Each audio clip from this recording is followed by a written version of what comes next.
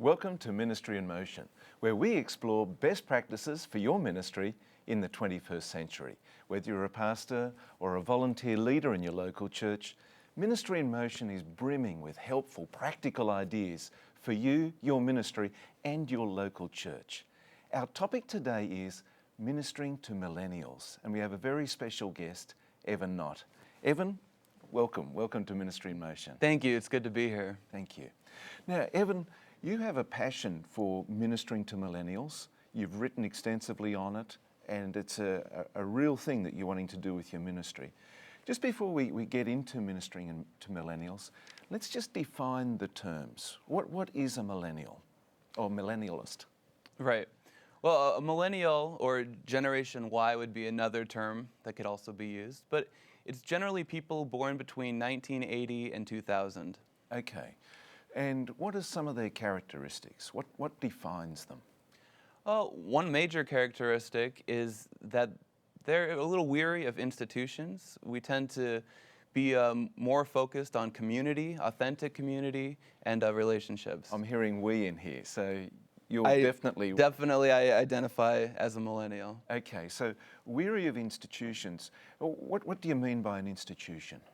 Institutions could be big businesses, government, educational institutions, religious institutions. Okay. Can be different things. And how have millennialists grown up in a different way to previous generations?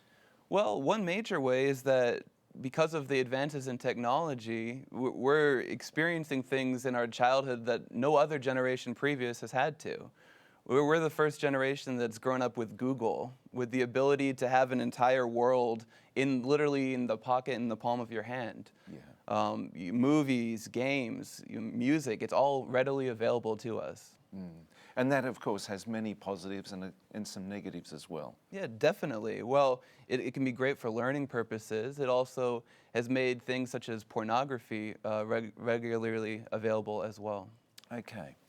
Now, so we've got this millennialist generation growing up, and the Adventist Church, particularly in North America, is going through a bit of a change at the moment. What are some of the stats that are out on the moment that describe the Adventist Church? Well, in 2008, the median age of the North American population in North America was 36 years old. Among Adventists in North America, it was 51. That's quite a bit of a gap. Wow. And that statistic is only going to get larger. That gap is only going to get larger unless these trends change. Yeah. Some people have termed it the graying of Adventism. That Adventism is aging and getting older. And one of the fears for someone like myself just entering into ministry is that in 20 years, what will ministry look like? Yeah. Will it essentially be a form of geriatric care, chaplaincy for people who are older? Right. Jesus wants us to minister to people of all ages, but there's something concerning to me that there's a possibility that my entire generation might not be there. Yeah. And what's happening to millennialists in the church? Where are they going and what's happening, Evan? Well, Roger Dudley had a study in 2000 that said that at least 50% of millennials were leaving the church by their mid-20s. Okay, let's just pause there. So 50% of this generation are leaving the church by the time they're mid-20s. That's disturbing, isn't it? And it's at least that figure, isn't it? It could be more. He even stated in the study that it could even be significantly higher. Wow. I know the Barna Group had a study looking at Christianity in general that they had a number over 60%. And so we're guessing that it's somewhere in that area, but it's hard to know for sure. So the Adventist Church isn't just it's experiencing it with most other denominations. Exactly. It's a whole Christian wide problem, not just an Adventist problem. Yeah. So are millennialists, are they seeing the Seventh Adventist Church as part of their dissatisfaction with institutionalism? I believe so. Okay. Again, whether that's right or wrong, whether that's been intentional on the part of leadership in the church, that's how it's perceived by many millennials. Right. Now let's just come on to the theology and the way millennialists do their thinking and their belief structure. Where is that, and how does that differ with the typical Adventist church? Sure. Kenda Chrissy Dean has written about this and has termed that the worldview most common in millennials and young adults as moralistic therapeutic deism. Okay, let's just unpack that. Therapeutic, moralistic deism. Deism. Okay. What does she mean by that? Well, essentially, it's the idea of God, but it's a God that's not necessarily very active in my life. It's comforting, but essentially, it's a religion of being nice, where niceness, just getting along with each other, is seen as the most essential value. Right, okay. Now, where are the scriptures for this generation in terms of having a significant impact on their life and their structure of beliefs? Honestly, it tends to take a bit of a backseat to how you personally think about a given topic. Even in our Adventist universities and schools, if you were to go sit in on a general education class on ethics, a lot of the discussions tend to start with, well, I think. Mm-hmm. And you know, in education, we want to encourage discussion and sharing of ideas, but sometimes a side effect of that is that we lose sight of the Bible needing to be the source that grounds our discussion. Right, okay. And is there much conflict going on between this generation and other generations in the church with a different worldview? Oh, sure. You know, in many ways, some of the previous generations are seen as being part of the institution. And I do think that can create a problem. It can create some tension between the generations in our church. Okay. So these are real issues that are happening in the church. We've got at least, unfortunately, and it's tragic, more than 50% of this generation leaving the church by the time they're their mid-20s. We really need to look at solutions and how this is being solved. And that's how we want to spend the rest of the program. So we've described the situation of the millennial generation. The rest of the program is dedicated to solutions. How can we minister to the millennial generation? We'll be right back with more of Ministry in Motion.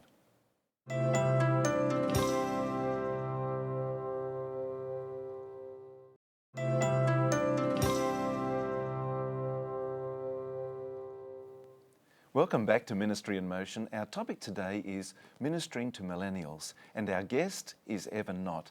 Evan is the Associate Pastor at Frederick Adventist Church in Maryland in the United States. Evan, we were talking before the break about millennials and their characteristics. What are some of the solutions in reaching out to these people? Ironically, it could lie in something that was said quite a while ago. That's right. You know, we had an Adventist leader back almost more than 70 years ago now that described the situation facing his day as well as our own with amazing accuracy. And I want to take a moment to read it. Who is this guy? This is F.D. Nickel. He was the editor of the Advent Review and Sabbath Herald, and he wrote this January 20, 1944, 100 years after the Great Disappointment. Okay. And these are the words he said. He said, "We believe that the hour has come when a voice should be raised in warning against the deadly heresy of apathy, which leads on to the even more deadly heresy of thinking that we are simply one more denomination in the world. This, we believe, is the most terrifying danger that ever confronted the Advent movement. First, we forget the past. We've been warned against this by the messenger of the Lord. Yet today there are multitudes in our ranks who, for one reason or another, seem to have only the most vague ideas concerning the historical as well as the prophetic facts that constitute the background and the beginnings of this movement. No people can long maintain a proper sense of direction if they are not absolutely clear with regard to their point of departure, that point at which they turned on their distinctive path from that of other people. We have halfway cut from under ourselves the foundation on which rests the reason of our existence as a distinct movement when we forget the history of our beginnings, the causes which brought us forth." It's quite a quote, isn't it? I can see why you brought it on. So what really stands out for you in this quote? Well, sure.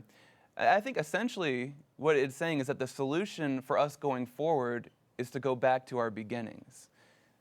this Adventist church started as a movement, Okay. Adventism. Right. And I think one of the solutions, the primary solutions for how we can retain and bring millennials more involved is to re-find our identity as a movement. Okay. Help us to understand how do you see the difference between a denomination or an institution and a movement? What's the difference? Well, I think institutions seem to imply a major focus on structure, where I would say movements are more concerned with people and with mission. Okay. And more fluid, more adaptable, Mobile, mobile? Yeah. changing to the needs of the situation or to the cause. And the needs of the situation are really the needs of people, right? Correct. Yeah. So it's people orientated rather than institutionally orientated. Right. Okay. And institutions and structures are very important, Of course. but they need to serve the movement rather than the movement serve them. Yeah, okay. Now, Christianity itself, it started as a movement as well. It did. It wasn't just the early Adventist pioneers that began as a movement, but even in Christianity, like you said, it started as a movement within Judaism of just, a few group of Christians who had followed Jesus, going out, sharing their faith with their friends, preaching the gospel, and it spread like wildfire, even amidst persecution. Yeah. So what is it about a movement that is appealing to millennials? Well, I think, again, there's really a focus on community and identity. People get their identity from movements that they're a part of. Even a casual, examination of recent history can show as much. Many of the popular movements that we've seen in secular culture today, such as the gay rights movement, police brutality protests, the Occupy Wall Street movement, millennials are at the front and center of this. But yet somehow the church has allowed itself to be seen as one of the institutions rather than the movement that I believe it truly is. Okay. So how does a local congregation reformat where it's sitting in society so that it is seen as a movement rather than as an institution with a church logo on the front? Sure. How does a local church do that? I believe it really is an emphasis on mission.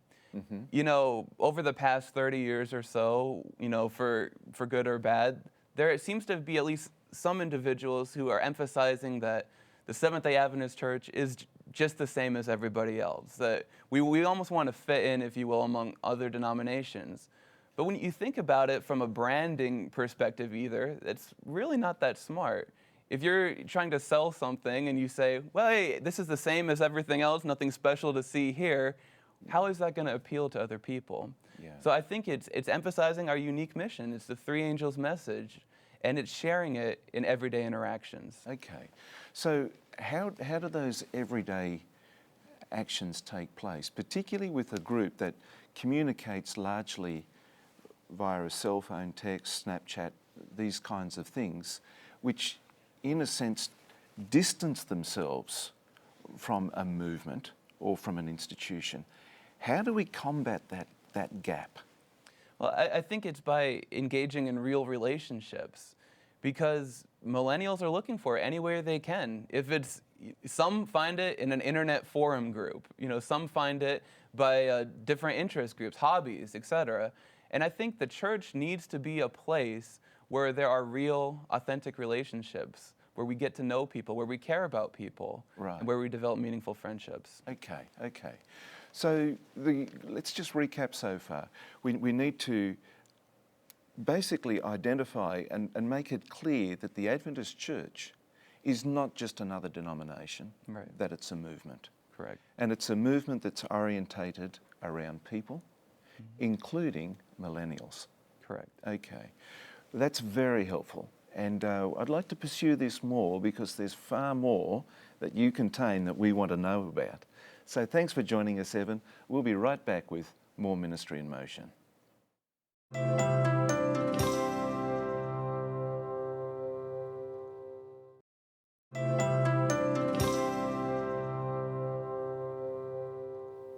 Welcome back to Ministry in Motion. Our topic today is ministering to millennials, and our guest is Evan Knott. And we're looking at, in particular, how to reach out and retain the millennials within our church, and of course to reach out to those in the community.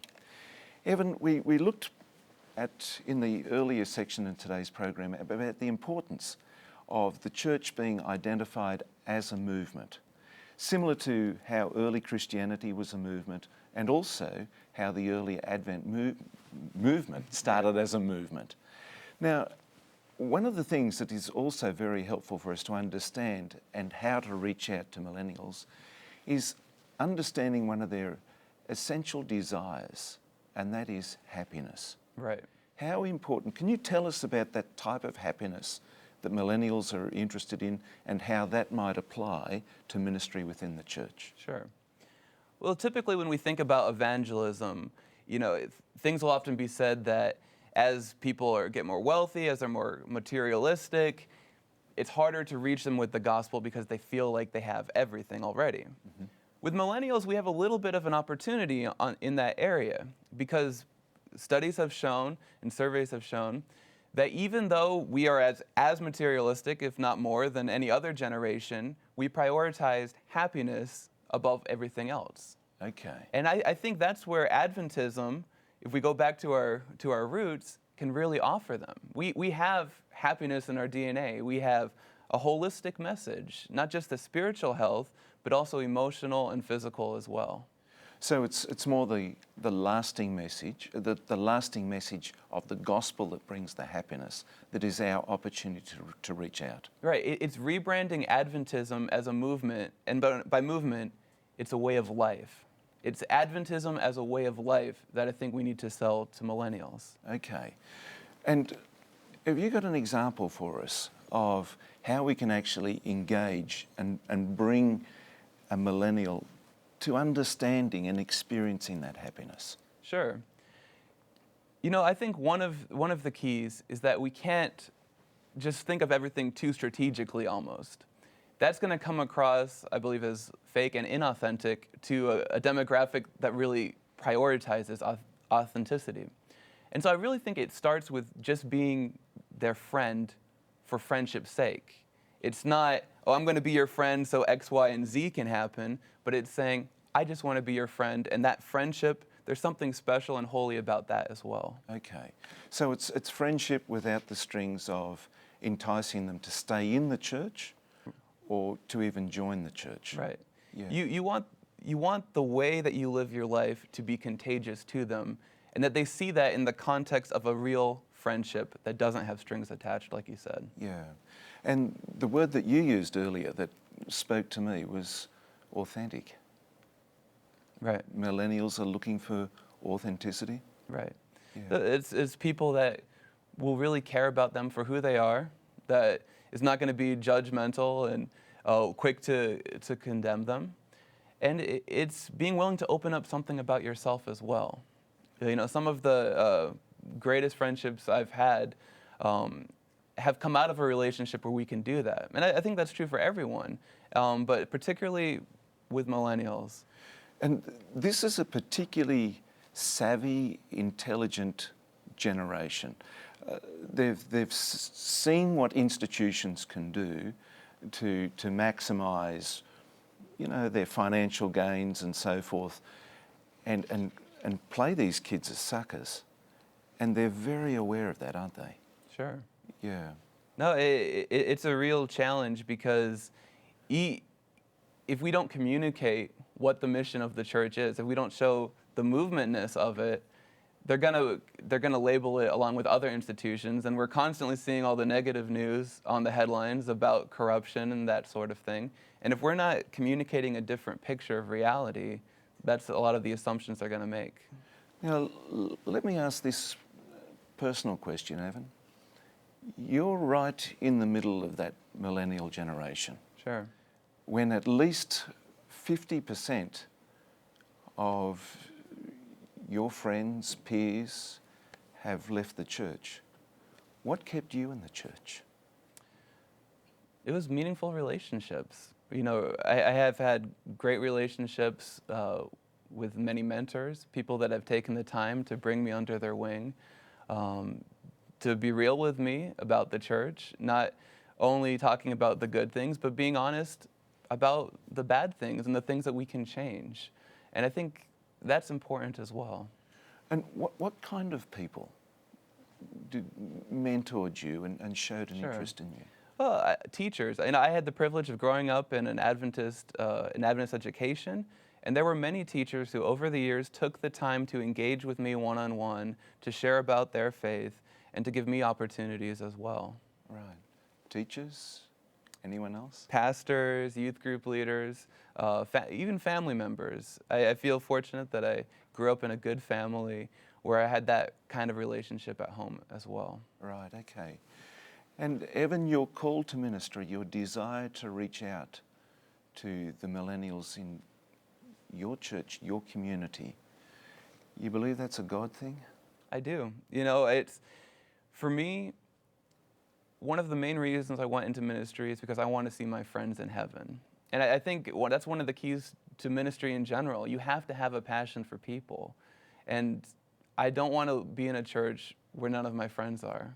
Yeah. And so that's really a core mission of my life. Yeah. Now, of course, some of these things that we're talking about are a challenge for a local church. But really, when you think about the significance of relationships, getting to know the kids in the church, not to just keep them in the church, but because they're important, they're significant, and as you said, they have an important place in heaven waiting for them. That's right. Yeah. And you know, you point out these are great challenges that we're facing. It can seem overwhelming at times, like how can one person possibly make a difference? But that's also been one of the great satisfactions of my ministry so far, is realizing that we are only called to do our best in our sphere of influence that God has given us. You know, it can seem like it's a massive wall that's before us, and like, how are we ever going to break down this wall? But God doesn't call us to do that. He calls us to be faithful in our given portion of that wall. And that as we slowly chip away, we make our dents, God is simultaneously calling others to do the same, and He sees that bigger picture.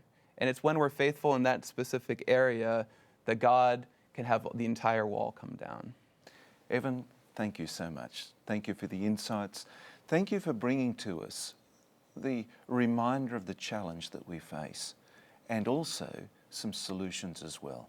We want to thank you as well for joining us on Ministry in Motion. It's been a pleasure. Thanks for viewing today. We'd like to make available a very special offer, particularly for the pastors who might be watching Ministry in Motion. Ministry Magazine, they're our partners with Ministry in Motion, is a wonderful journal, particularly for pastors. There are more than 60,000 pastors regularly receiving Ministry Magazine, and we'd like you to be among them. If you'd like to receive a complimentary copy of this journal, write into us at our email address, and you tell us about your ministry, and we'd be delighted to put you on the mailing list for this wonderful journal. Until next time, may God bless you richly, and bye for now.